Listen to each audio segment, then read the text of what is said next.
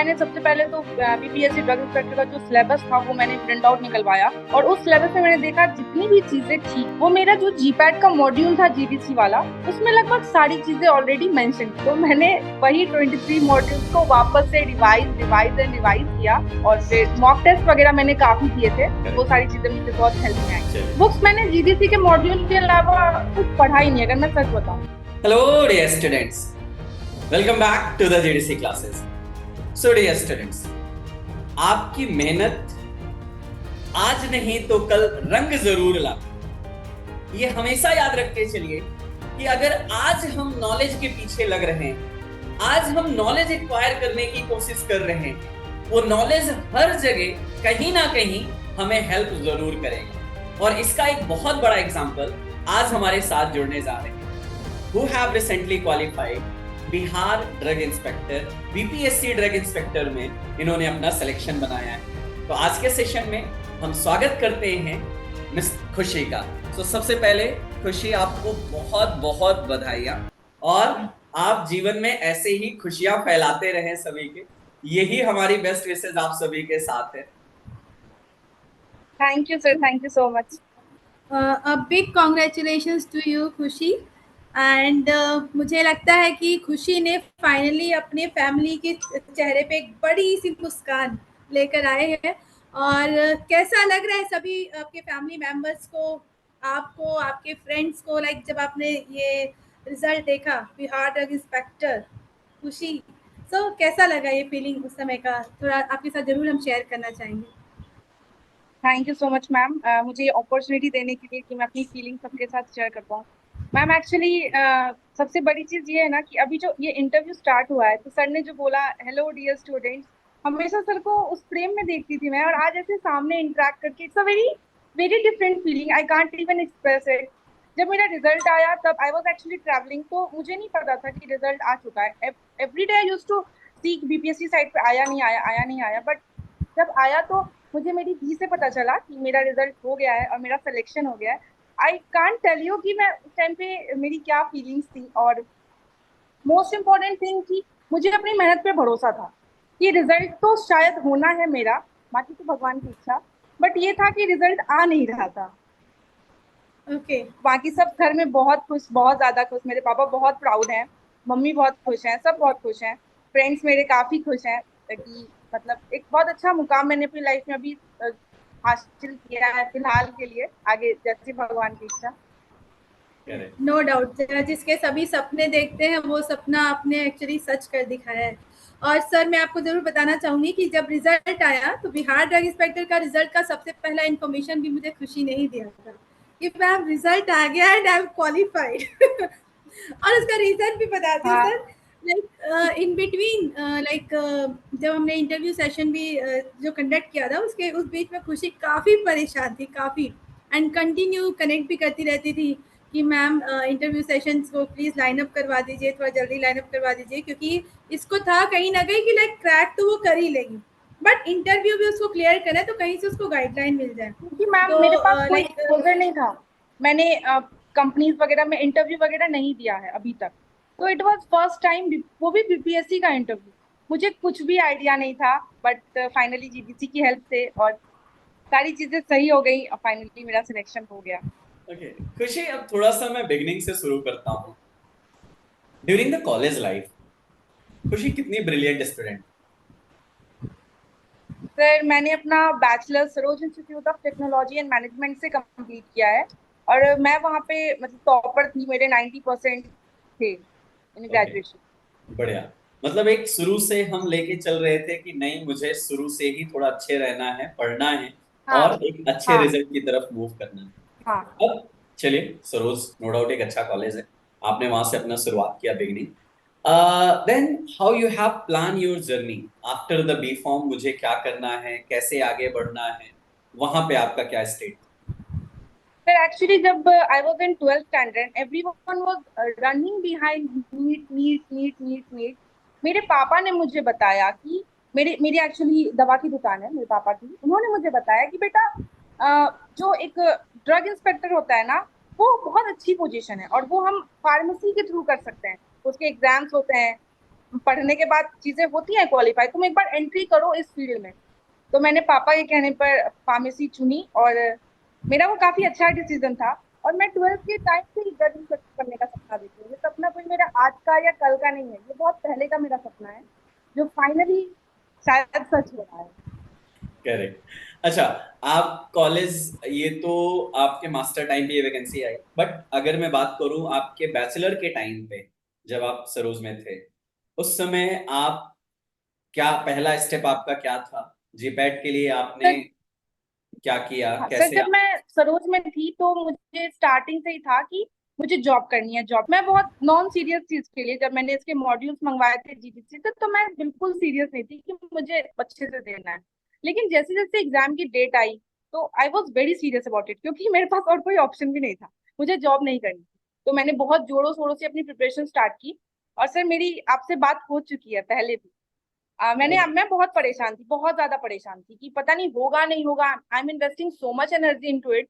मैं बहुत शिद्दत से उस टाइम पढ़ाई की और पता नहीं होगा नहीं होगा, आई डोंट नो। मैं रात में 9 बजे सोती थी और सुबह 2:30 में उठ जाती थी पढ़ने के लिए।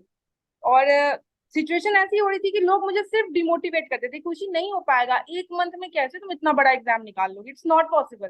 तो मैंने आपको कॉल किया, फिर आपने मुझे बोला जहाँ चाह है वहां राह है, आप जरूर, आपका जरूर होगा, आप कोशिश तो करो।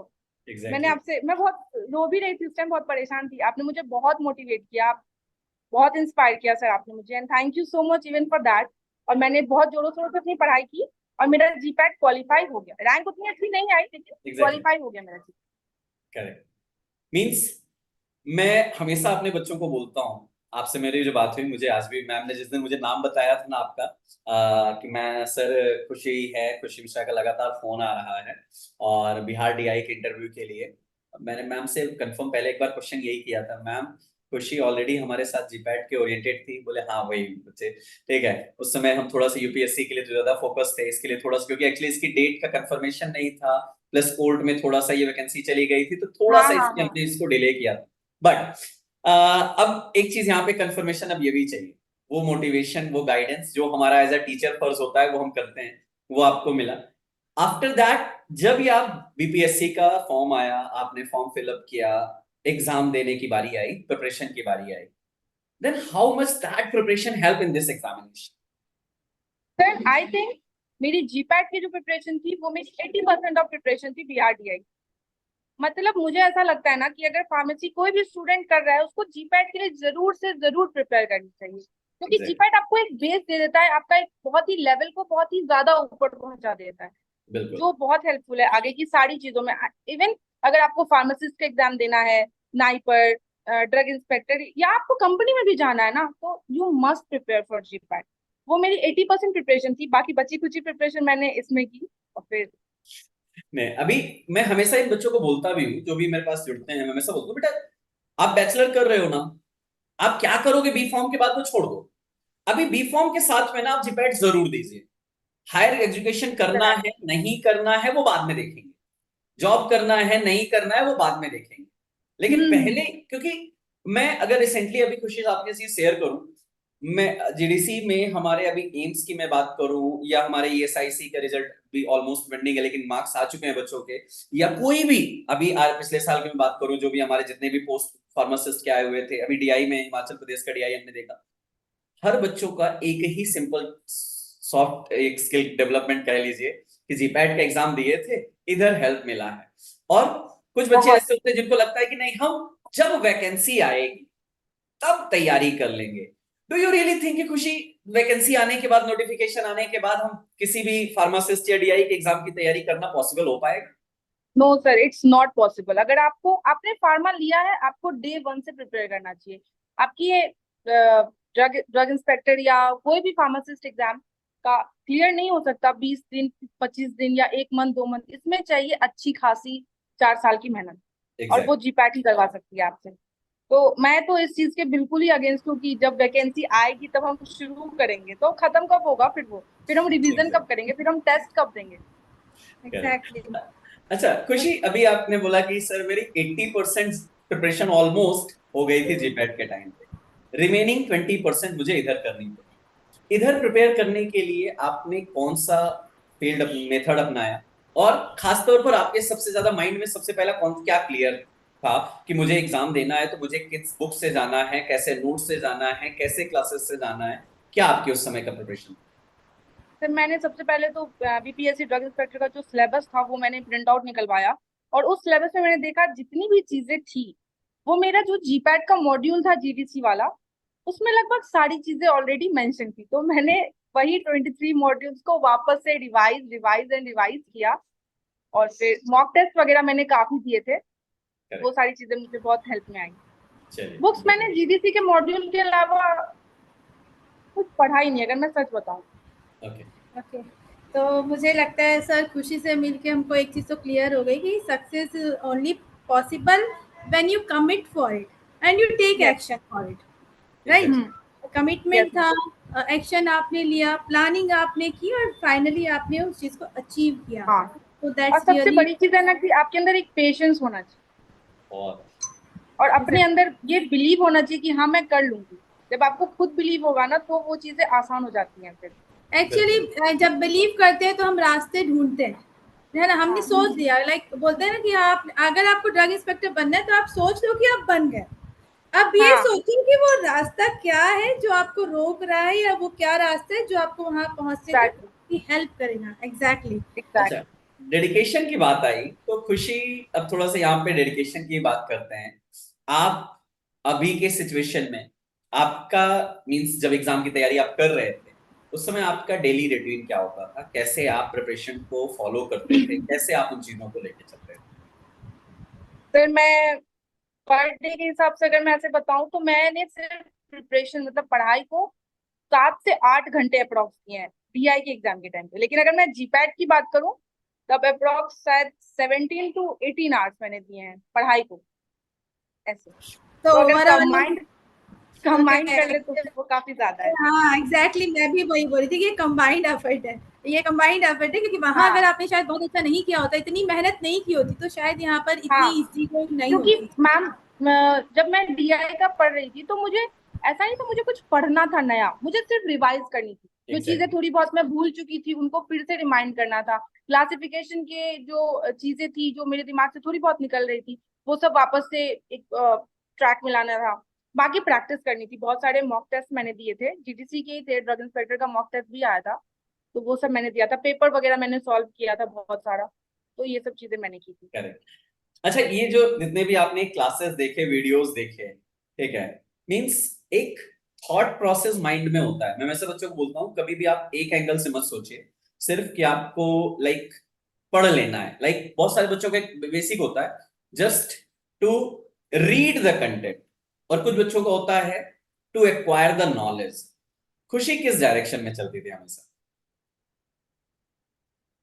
सर मैं कितनी ज्यादा नॉलेज उस टॉपिक पे गेन कर पाती हूँ ना, मैं उस डायरेक्शन में वैसे चलती थी। जैसे मैंने मॉड्यूल पढ़ा, लेकिन फिर मैं वीडियो लेक्चर्स भी देखती थी, और वीडियो लेक्चर्स में जो एक्स्ट्रा चीजें आप बताते थे मैं उसको उसी मॉड्यूल पे नोट डाउन करती थी। और जब रिवीजन का टाइम आता था तो मेरे पास ढेर सारे कंटेंट होते थे, तो मैं पहले कंटेंट डेवलप करती थी कि हाँ कंटेंट मेरे पास अच्छा खासा हो जाए, फिर उसको अच्छे से याद कर लेती थी। एग्जैक्टली, क्योंकि यही सबसे और एक अच्छी आगे आगे इन केस आगे किसी और चैनल से या कोई और सोर्स से मुझे एडिशनल कुछ इन्फॉर्मेशन मिलती थी तो मैं उसको भी एक्वायर, मतलब ऐसा था ना कि मुझे नहीं पता कि एग्जाम में कितने तक लिमिट है, तो मैं चाहती थी कि मैं पूरा ब्रॉड एंगल में उस टॉपिक को कवर करूं।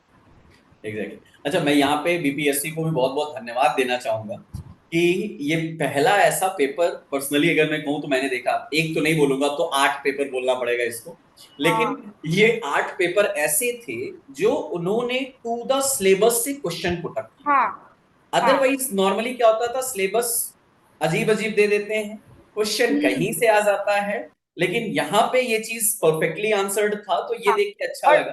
और मुझे ये लगा ना कि मैंने सिलेबस को पहले मेरे मन में बहुत डाउट था क्योंकि ये बीपीएससी है, हो सकता है ये सिलेबस ये निकाली है, क्वेश्चन कुछ और रहे। लेकिन फिर भी मैंने सुना, मतलब मेरे दिल की सुनी मैंने, और मैं सिर्फ सिलेबस के अकॉर्डिंग गई और मेरा फिर सिलेक्शन भी हुआ। क्योंकि सर क्वेश्चन ऐसे थे ना कि जैसे सिलेबस में जो चीजें दी रखी हैं, जैसे कोग्नोसी की मैं स्पेशली बात करना चाहूंगी। सिलेबस में चीजें दे रखी हैं टॉपिक वाइज, जीडीसी से वो मैंने पढ़ा, एक्जैक्टली सेम क्वेश्चन वहां पे मैं टिक करके आ रही हूँ। एग्जैक्टली मैं इस चीज को यहाँ पे मेंशन भी करना चाहूंगा। इन द फार्माकोलॉजी जब मैं क्लासेस में पढ़ा रहा था तो मैंने पहले जब बेसिक पढ़ा दिया, तो बहुत सारे बच्चों का मेरे पास फोन आया कि सर आप सीबीएस पे आपने ज्यादा नहीं पढ़ाया, सर आपने ये वाला टॉपिक हार्मोन को ज्यादा नहीं पढ़ाया, सर आपने तो बेसिक वाली चीजों को जनरल जो सिलेबस के अकॉर्डिंग था वही तो केवल आपने पढ़ाया, सर वो टॉपिक भी तो फार्माकोलॉजी का है, केडीटी में वो भी मेंशन है। मैंने उनको सिंपल एक आंसर दिया था कि पढ़ाने के लिए मैं आपको पूरे साल भर पढ़ा सकता हूं, लेकिन ज्यादा सारी चीजें एक्वायर्ड कर लोगे, अपने सिलेबस से पीछे हट जाओगे तो शायद उसका बेनिफिट आपको नहीं मिलने वाला है। और यही चीज इस बार देखने को मिला, जो देख के काफी मुझे अच्छा भी लगा एज अ टीचर, कि सिलेबस अगर आपने बनाया है तो उस सिलेबस से पूछिए, स्टूडेंट तैयार मिलेगा वहां पे। आप सिलेबस यहाँ वहां से करके क्वेश्चन यहाँ वहां से कर देते हैं तो थोड़ा सा बच्चों के लिए वो एक हेक्टिक बन जाता है, और यही चीज सबसे बड़ा आप लोगों के लिए बेनिफिट मिला होगा। हाँ, बहुत बड़ा बेनिफिट था। सिलेबस बहुत ही अच्छा था और सिलेबस से ही क्वेश्चन पूछे गए थे। एग्जैक्टली। अच्छा, यहाँ सबसे अच्छी बात एक और थी, आपके पास नॉन फार्मा की टेंशन लेने की जरूरत नहीं थी, क्योंकि आपके पास नॉन फार्मा नहीं था ये तो बेस्ट एडवांटेज था। चीज मेरे अकॉर्डिंग। अच्छा, इन द पैनल जब आप इंटरव्यू में गए, कितने लोगों का पैनल था, और वहां पे कितने कैसे क्वेश्चन आपसे किए गए? थोड़ा सा जो अपने जूनियर्स को जरूर एक बार गाइड करें जो इंटरव्यू देने वाले हैं आगे चल के। तो सबसे पहले मैं ये कहना चाहूंगी कि इंटरव्यू देने के टाइम पे ना आपको डरना बिल्कुल नहीं है, क्योंकि वहां पे ऐसे ऐसे कैंडिडेट थे जिनका हाथ पाँव पूरी बॉडी जिनकी शेक हो रही थी। तो मुझे ऐसा लगता है कि आपको कॉन्फिडेंस होना सबसे ज्यादा जरूरी है वहां पे। पैनल की मैं अगर बात करूं तो वहां पे दो पैनल थे, एक पैनल में 5 लोग थे, एक पैनल में 4 लोग थे। मैं 4 वाले पैनल में गई थी, मुझे नाम नहीं पता कौन क्या थे। करेक्ट। बाकी जब मैं अंदर गई तो मुझसे उन्होंने कुछ भी नहीं पूछा, मुझसे सीधा अकेडमिक के क्वेश्चन पूछने शुरू कर दिए। सबसे पहले उन्होंने एक डिजीज का नाम लिया। मैं डरी तो मैं भी थी, लेकिन थोड़ा सा कम मेरा डर का लेवल था, लेकिन फिर भी डरी तो मैं भी थी। उन्होंने मुझसे सबसे पहले एक डिजीज का नाम दिया। तो मुझे सुन के ऐसा लगा कि वो मे बी न्यूरॉन से रिलेटेड है, लेकिन वो न्यूरॉन नहीं, न्यूमोनिया से रिलेटेड डिजीज। मुझे ओके। 2 सेकंड बाद रियलाइज हुआ, जब तक मैं उनको बता चुकी थी कि न्यूरोनल डिसऑर्डर है। उन्होंने बोला आर यू श्योर? मैंने बोला आई डोंट नो। तो फिर वो मुझसे कह रहे कि बेटा आपको सोच के बोलना चाहिए। फिर मैं डर गई कि शायद मेरा इंटरव्यू गलत डायरेक्शन में जा रहा है, लेकिन फिर मैंने अपने भगवान को याद किया और फिर एक लंबी सांस के साथ मैंने स्टार्ट किया। और फिर उन्होंने मुझसे 4 क्वेश्चन पूछे कि ईयर की पढ़ा ईयर की स्टडी को क्या बोलते हैं, आईज की स्टडी को क्या बोलते हैं, ऐसे करके 4 क्वेश्चन पूछे। मैंने उन चारों का आंसर कर दिया। फिर सेकंड पर्सन ने मुझसे क्वेश्चन पूछना शुरू किया। उन्होंने मुझसे एचपीएलसी क्या होती है, एचपीएलसी कैसे करते हैं, पिक्नोमेट्री किस इंस्ट्रूमेंट का नाम है, इससे क्या करते हैं, ये सारी चीजें इंस्ट्रूमेंट रिलेटेड उन्होंने मुझसे चीजें पूछी। फिर आगे जो पर्सन बैठे हुए थे उनके पास उन्होंने पास कर दिया। उन्होंने मुझसे पीएच रिलेटेड क्वेश्चन पूछे, बेसिक, बहुत ही बेसिक। उन्होंने पानी का बॉटल दिखाया, कहा इस पानी को आप पियेंगी, इसका पीएच कितना है, ये सारी चीजें। और एंजाइम से रिलेटेड, की एंजाइम से रिलेटेड कौन सी डिजीज होती है, उसका क्योर क्या है, ये सब चीजें। उसके बाद फिर चौथे पर्सन के पास गया तो फिर वहां पे सारे शेड्यूल रिलेटेड उन्होंने मुझसे सारी यूरिस की क्वेश्चन उन्होंने मुझसे पूछा कि शेड्यूल एल क्या होता है, ये सारी चीजें। तो मैं इन चीजों के लिए बहुत ही वेल प्रिपेयर्ड थी, तो मैंने लगभग 70 to 80% क्वेश्चन का आंसर कर दिया। मैं डरी नहीं, बिल्कुल भी घबराई नहीं। तो मुझे लगता है ये मुझे एक बेनिफिट मिला कि मैं डर नहीं रही थी वहां पे। एग्जैक्टली। मेरा इंटरव्यू ओवरऑल अच्छा हुआ। मैं इसी चीज में आना चाह रहा था कि आपने जैसे बोला क्वेश्चन बहुत इजी थे, क्योंकि हाँ इंटरव्यू एक्चुअली वहां पे आपका नॉलेज नहीं चेक किया जा रहा है। नॉलेज तो ऑलरेडी आप एग्जाम दे के आए हो, आप क्वालिफाई करके आए हो, तो ऑब्वियसली आप नॉलेज तो आप है ही, एक्वायर्ड कर रखे हो। इंटरव्यू में सिर्फ और सिर्फ आपके प्रेजेंटेशन, आपका पेशेंस और आप कितना ज्यादा अपने में कॉन्फिडेंट हैं, फर्क इससे पड़ता है। हाँ और शायद मुझे लगता है कि खुशी को कहीं ना कहीं उस चीज का एक एडवांटेज मिला, जो अभी खुशी ने बोला हाँ था। डरी तो मैं भी थी, ऑब्वियस सी बात है, हर कोई डरता है। हाँ टेबल के सेम हाँ कहानी होती है, टेबल के इधर और टेबल के उधर। अभी खुशी हाँ डीआई बन जाएगी, डीआई बनने के बाद अगर किस कहीं पे इंस्पेक्शन के लिए जाएंगी, जब टेबल के इधर बैठेगी ना तो खुशी को डर नहीं होगा, लेकिन अगले को डर होगा कि भाई डीआई हमारा इंस्पेक्शन कर रहा है। लेकिन जब खुशी इंटरव्यू देने जा रही थी तब क्या था, टेबल की उस पार थी, और उस पार ऑब्वियस सी बात है डर आता है। लेकिन अगर आप कॉन्फिडेंट हैं तो रिजल्ट आपका है, और ये जीता जागता एग्जांपल हमारे सामने खुशी का दिख रहा है। अच्छा, निकलने के बाद मतलब एक अपने में एनालिसिस तो होती होगी ना, जब हम इंटरव्यू देके आ हाँ गए, यार मेरा इंटरव्यू अच्छा गया बुरा गया, अरे यार पहला वाला क्वेश्चन मेरा गड़बड़ा गया था। और समटाइम्स जैसे आपके ये सिचुएशन भी हुई, और यहीं पे सबसे ज्यादा स्टूडेंट ब्रेक हो जाते हैं कि पहला क्वेश्चन गलत हाँ हो गया ना, तो फिर इंटरव्यू सारा वो उसी के टेंशन में बिगाड़ देते हैं। तो वहां पे आपको ये हाँ पेशेंस रखना, मतलब कैसे कंट्रोल किया उस चीज को? मैंने सोचा कि अगर मैं इस चीज का भी लोड ले लूंगी तो मेरा आगे का भी इंटरव्यू खराब हो जाएगा।